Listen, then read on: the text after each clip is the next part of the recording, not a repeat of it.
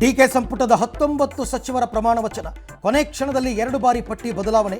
ಮಂಕಾಳು ವೈದ್ಯ ಗಾಯತ್ರಿಗೆ ಕೈಕೊಟ್ಟ ಅದೃಷ್ಟ.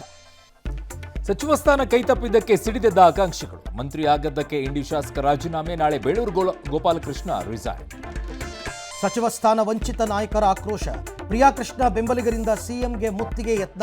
ವಿಷ ಕುಡಿದ ತನ್ವೀರ್ ಫ್ಯಾನ್. ಬಾಗೇಪಲ್ಲಿ ಬಂದ್ಗೆ ಕರೆ.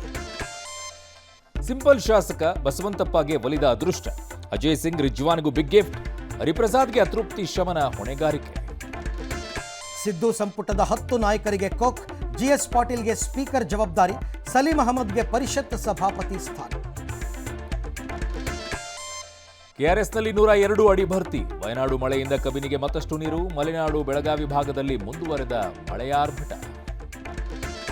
ಬಿಹಾರದಲ್ಲಿ 30 ವರ್ಷಗಳ ಬಿಜೆಪಿ ಭದ್ರಕೋಟೆ ಛಿದ್ರ. ಶಾಸನ ಸಭೆಗೆ ಪ್ರಶಾಂತ್ ಕಿಶೋರ್ ಎಂಟ್ರಿ.